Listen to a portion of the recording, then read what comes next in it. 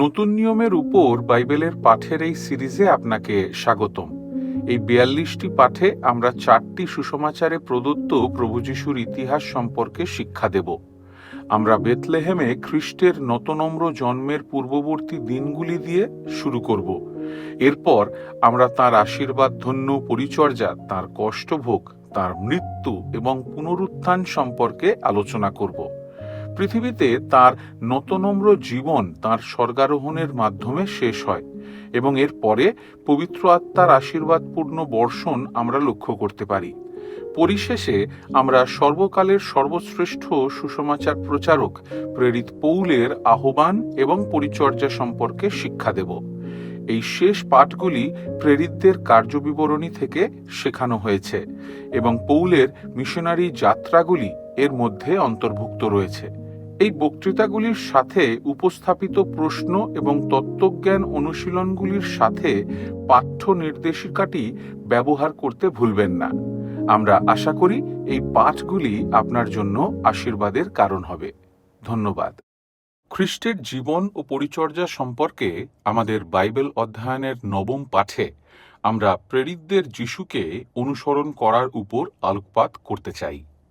এই পাঠটিও দুটি ভাগে বিভক্ত। প্রথম অংশ হল প্রেরিতদের আহ্বান, যা আমরা লুকের ৫ অধ্যায় ১ থেকে ১১ পদে এবং লুকের ৬ অধ্যায় ১২ থেকে ১৬ পদে খুঁজে পেতে পারি। দ্বিতীয় অংশ হল অলৌকিক কাজ সম্পাদন, যা আমরা মার্কের ১ অধ্যায় ২১ থেকে ২ অধ্যায়ের ১২ পদ পর্যন্ত লিপিবদ্ধ দেখতে পাই। তাহলে প্রথমে লুকের ৫ অধ্যায়ের ১ থেকে ১১ পদে এবং লুকের ৬ অধ্যায় ১২ থেকে ১৬ পদে প্রেরিতদের আহ্বান সম্বন্ধে দেখি। এই সময় যিশু গালিল সাগরের ধারে, যাকে আমরা গিনেসরত হ্রদও বলি, তাঁর চারপাশে জড়ো হওয়া লোকদের কাছে প্রচার করছেন, আর যিশুর খ্যাতি সারা দেশে ছড়িয়ে পড়েছে। অনেকেই তার কথা শুনতে এসেছিলেন, কারণ যিশুর প্রচার সেই সকল প্রচারের থেকে এত আলাদা ছিল যা তারা এতদিন পর্যন্ত শুনতে অভ্যস্ত ছিল না। এবং এত লোক জড়ো হয়েছিল যে যিশু ভয় পেয়েছিলেন যে তারা তাকে জলে ঠেলে ফেলে না দেয়। আর তাই যিশু দেখতে পান যে উপকূলে দুটি জাহাজ দাঁড়িয়ে আছে। এগুলি জেলেদের জাহাজ, এবং এই জেলেরা হলেন সিমন পিতর, যাকব, যোহন এবং অন্যান্যরা। তারপর যিশু সিমন পিতরের জাহাজে ওঠেন এবং তিনি সিমনকে বলেন যে তাঁর জাহাজকে উপকূল থেকে একটু দূরে সরিয়ে নিয়ে যেতে। আর সেখানে যিশু লোকেদের সেই ভিড়ের কাছে শিক্ষা দেওয়া শুরু করেন। আর যিশু যখন প্রচার শেষ করেন তখন তিনি সিমনকে বলেন, তোমাদের জাল ফেলো। সিমন সবেমাত্র মাছ ধরা থেকে ফিরেছিলেন এবং তারা যখন তাদের জাল পরিষ্কার করছিলেন তখন যিশু সেখানে আসেন, আর তারা কিছুই ধরতে পারেননি। তাই সিমন বলল, প্রভু, আমরা সারা রাত ধরে মাছ ধরার চেষ্টা করেছি এবং আমরা কিছুই ধরতে পারিনি। কিন্তু সিমন পিতর যিশুকে জানেন এবং তাই তিনি বললেন, তবুও আপনি যা বলবেন। তাই তিনি নিজের নৌকাটি হ্রদে গালিল সাগরে নিয়ে যান এবং জাল ফেলেন। তারপর যখন তিনি জালটি টেনে তুলতে চান তখন এটি এতটাই মাছে পরিপূর্ণ হয় যে তিনি তার নৌকায় সেগুলিকে বহন করতে পারেন না, এবং তিনি তার অংশীদার যাকব এবং যোহনকে তাদের নৌকা নিয়ে আসতে ইশারা করেন এবং তাদের নৌকাটিও ভরে যায়। যখন সিমন পিতর এত পরিমাণে মাছ দেখেন তখন তিনি বিনীত হন এবং যিশুর সামনে নত হন এবং বলেন, আমার কাছ থেকে চলে যান প্রভু, কারণ আমি একজন পাপী মানুষ। বাস্তবে তিনি চান না যে যিশু তাকে ছেড়ে চলে যান। না, পিতর সেখানে স্বীকার করলেন যে তিনি যোগ্য নন, যে যিশু এমন একজন পাপী, এমন একজন অযোগ্য ব্যক্তির জন্য এত অলৌকিক কাজ করবেন। আর তারপর যিশু সিমনকে বললেন, অতএব আজ থেকে তুমি মাছ ধরবে না, বরং তুমি মনুষ্যধারী হবে। তুমি পাপীদের ডাকতে সুসমাচারের জাল ফেলবে, যাতে তারা সেই জালে আকৃষ্ট হয় এবং তারা উদ্ধার পায়। আর তাই এখানে আমরা একজন শিষ্য এবং একজন প্রেরিতের মধ্যে পার্থক্য দেখতে পাচ্ছি, কারণ যিশুর অনুসারীরা সকলেই শিষ্য। আপনার এবং আমার যিশুর শিষ্য, তার অনুসারী হওয়া উচিত। কিন্তু এখন এমন সময় এসেছে যখন যিশু 12 জনকে তাঁর প্রেরিত হওয়ার জন্য ডাকবেন। তারা তাঁর দাস, তাঁর পরিচারক হয়ে তাঁর কাছে চলাফেরা করবেন এবং তার সাথে প্রচার করবেন। তারপর আমরা এই 12 জন প্রেরিতের সাথে পরিচয় করিয়ে দিতে চাই, যাদের যিশু ডেকেছিলেন। আমরা ইতিমধ্যেই সিমন পিতরের নাম উল্লেখ করেছি, আর আমরা সিমন পিতরের কথা আরও অনেকবার শুনব, কারণ তিনি একজন ঠোঁট কাটা শিষ্য ছিলেন। কিন্তু আমরা এটিও দেখতে পাব যে তিনি সেই ব্যক্তি যিনি যিশুকে 3 বার অস্বীকার করেছিলেন এবং তাকে প্রেরিত হিসাবে পুনর্বহাল করার প্রয়োজন ছিল। তবে ভবিষ্যতের জন্য তিনি খ্রিস্টীয় মণ্ডলীর নেতাদের একজনও হবেন। তারপর আমরা ইতিমধ্যেই আন্দ্রিয়ের কথা শুনেছি। তিনি সেই শিষ্যদের মধ্যে একজন ছিলেন যারা যোহন বাপ্তাইজককে ছেড়ে যিশুকে অনুসরণ করেছিলেন। এখন যিশু তাকে প্রেরিত হওয়ার জন্য ডাকলেন। তিনি সিমন পিতরের ভাই। তারপর আমরা যাকবকে দেখি। যাকব হলেন যোহনের ভাই এবং তারা উভয়ই শিবদিয়ের পুত্র, এবং যাকব হবেন প্রথম শিষ্য যিনি শহীদ হিসাবে মারা যাবেন। তারপর আমরা যোহনের কথাও উল্লেখ করেছি, কিন্তু আমরা আগেও যোহনের কথা শুনেছি যখন তিনি যিশুকে অনুসরণ করেছিলেন। আমরা পড়ি, যোহন হলেন প্রভু যিশুর প্রিয় শিষ্য।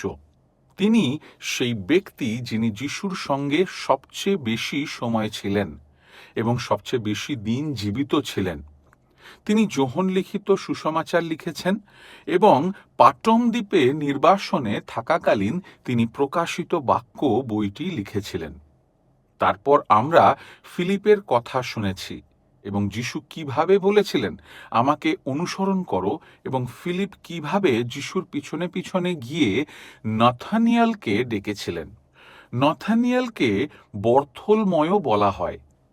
যিশু বলেছিলেন যে তিনি একজন ইসরায়েলীয় যার মধ্যে কোনো ছলনা নেই। তারপর আমরা থোমা নামে একজনকে দেখতে পাই, যাকে দিদুমও বলা হয়, এবং এই থোমা হলেন সন্দেহবাদী শিষ্য।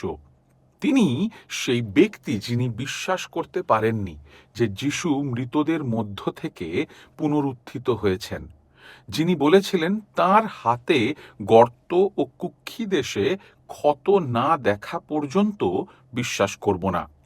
তারপর আমরা মথির সাথে দেখা করি, যাকে লেবীয় বলা হয়। তিনি একজন কর আদায়কারী ছিলেন। যিশু যখন তাকে প্রেরিত হওয়ার জন্য ডেকেছিলেন, তখন তিনি রোমীয়দের জন্য কর আদায়কারীদের মধ্যে একজন ছিলেন। তারপর আমরা যাকবের সাথে সাক্ষাৎ করি এবং তাকে শিবদিয়ের পুত্র যাকব থেকে আলাদা রাখার জন্য আমরা তাকে লুস বা আলফেও নামে ডাকি। তারপর আমরা থদ্দেও নামে পরিচিত একজন জিহুদার কথা পড়ি। আমরা তার সম্পর্কে কোনো তথ্য জানি না। তারপর আমরা আর একজন সিমনের সাথে দেখা করি। ইনি সিমন পিতর নয়, বরং সিমন উদ্যোগী। অবশেষে দ্বাদশ প্রেরিত হলেন ইস্করিতীয় জিহুদা। এখন আমরা জানি যে এই জিহুদা হলেন সেই বিশ্বাসঘাতক। তিনি সেই ব্যক্তি যিনি গেতসেমানির বাগানে যিশুর সাথে বিশ্বাসঘাতকতা করেছিলেন, কিন্তু তাকে অন্যান্য প্রেরিতদের সাথেই ডাকা হয়েছিল।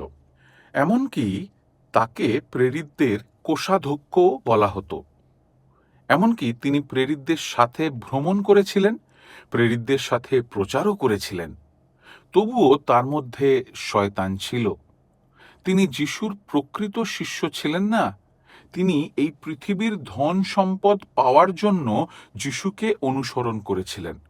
কিন্তু এটি আপনার এবং আমার জন্য একটি শিক্ষা যে আমরা পরিচর্যাকারীদের উপর খুব বেশি আস্থা না রাখি। তারা ঈশ্বরের দাস এবং তারা মানুষ হিসেবেই থেকে যায়। কিন্তু আমাদের মনে রাখা উচিত যে ঈশ্বর যখন তার পরিচারকদের ডাকেন, তখন তাদের সব কিছু ত্যাগ করে যিশুকে অনুসরণ করার জন্য ডাকা হয়।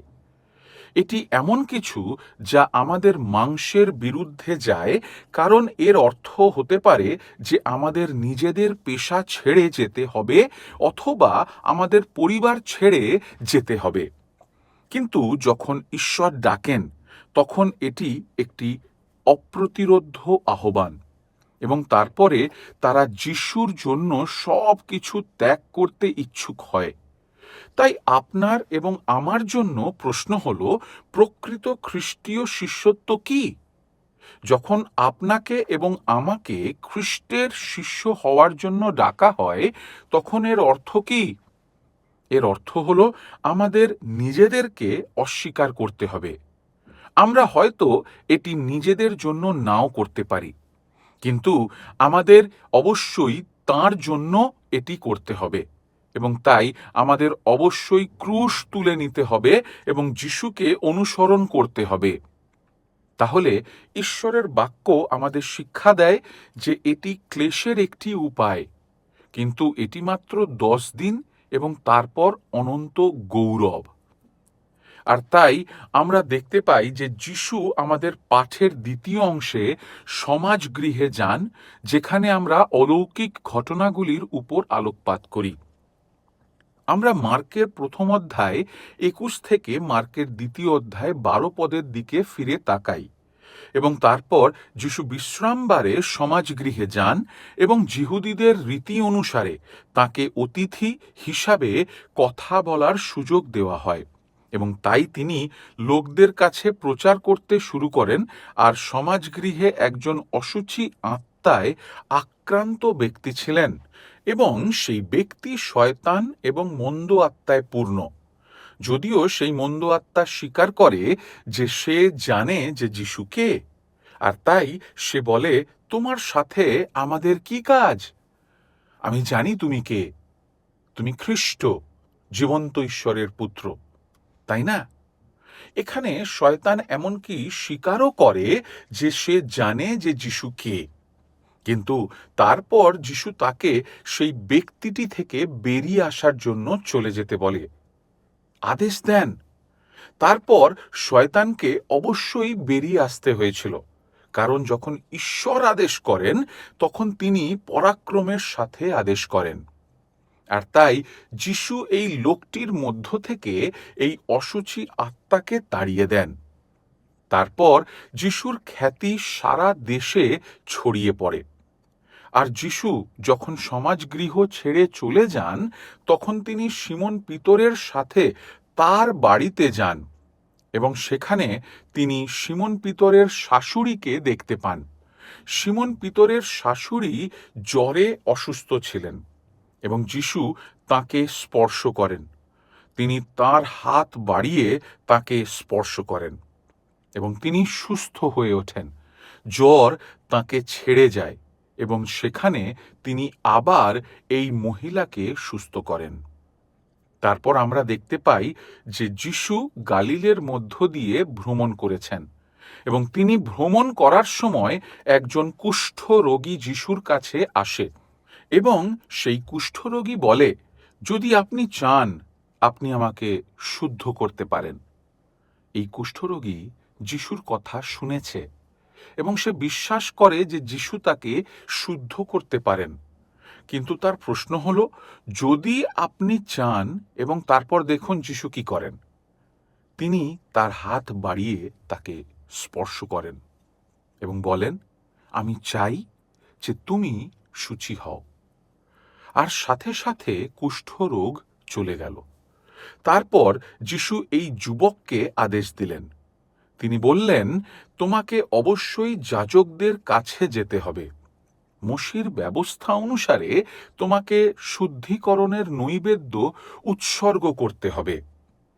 আর তারপর যিশু কফরনাহমে ফিরে আসার পরের দিনগুলোতে আমরা তাকে একটি বাড়িতে শিক্ষা দিতে এবং লোকেদের মাঝে প্রচার করতে দেখি।